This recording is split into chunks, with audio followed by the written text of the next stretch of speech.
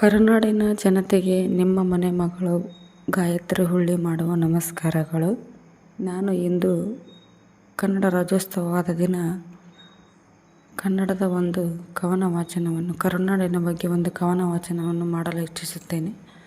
ನಾನೇ ಬರೆದ ಕವನ ಸಂಕಲನ ಜೀವತೇವದ ಭಾವಲೋಕದ ಒಂದು ಕವನವಾಗಿದೆ.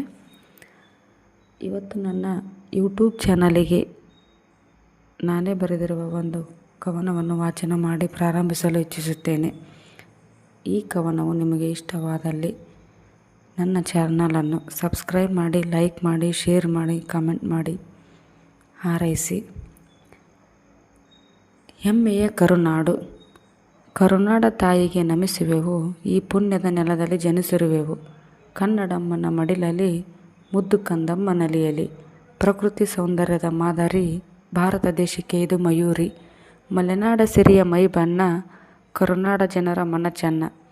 ಹಸಿರ ತುಂಬಿರುವುದು ಕನ್ನಡ, ಉಸಿರ ನೀಡಿರುವುದು ಕನ್ನಡ. ಹೆಸರು ಕೇಳಿದರೆ ಮೈ ಮನವೆಲ್ಲ ನವಿರೇರುವುದು, ಎಲ್ಲರ ಮನದಲ್ಲೂ ಇದು ಸದಾ ಜೀವಂತವಾಗಿರುವುದು ನಮ್ಮೀ ನೆಲ್ಮೆಯ ಕನ್ನಡ. ಹೆಮ್ಮೆಯ ಧೀರರಾಡಿದ ನಾಡು, ಶಿಲ್ಪಕಲೆಗಳ ಮೂಲ ಬೀಡು, ಸಕಲ ಜೀವರಾಶಿಗಳನ್ನು ಪೋಷಿಸುವ ಗೂಡು, ವಿಶ್ವಕ್ಕೆಲ್ಲ ಮಾದರಿ ನಮ್ಮೀ ಹೆಮ್ಮೆಯ ಕರುನಾಡು. ಉತ್ತರ ಕನ್ನಡ ಮಂದಿ ಪ್ರೀತಿ ಚಂದ, ದಕ್ಷಿಣ ಕನ್ನಡ ಮಂದಿ ಭಾಷೆ ಅಂದ. ಹುಬ್ಬಳ್ಳಿ ಧಾರವಾಡ ಜನರ ಗತ್ತು, ಕರುನಾಡಿನ ಗಮ್ಮತ್ತು ಜಗಕ್ಕೆಲ್ಲ ಗೊತ್ತು. ನೋಡಕ್ಕೆ ಚಂದ ಮಂಗಳೂರು ಬೀಚು, ತಿನ್ನಕ್ಕೆ ಚಂದ ಕಸ್ತೂರಿ ಕಾಚು. ಕನ್ನಡಿಗರ ನಡೆ ನುಡಿ ಬೋ ಪಸಂದ, ನಮ್ಮ ಕರುನಾಡ ಅಂದ ಎಂದೆಂದಿಗೂ ಶ್ರೀಗಂಧ, ಎಂದೆಂದಿಗೂ ಶ್ರೀಗಂಧ. ನನ್ನ ಈ ಕವನ ಇಷ್ಟವಾಗಿದ್ದಲ್ಲಿ ನಮ್ಮ ಚಾನಲನ್ನು ಸಬ್ಸ್ಕ್ರೈಬ್ ಮಾಡಿ, ಶೇರ್ ಮಾಡಿ, ಲೈಕ್ ಮಾಡಿ, ಕಮೆಂಟ್ ಮಾಡಿ. ಎಲ್ಲರಿಗೂ ಧನ್ಯವಾದಗಳೊಂದಿಗೆ ನಿಮ್ಮ ಪ್ರೀತಿಯ ಗಾಯತ್ರಿ ಹುಳ್ಳಿ.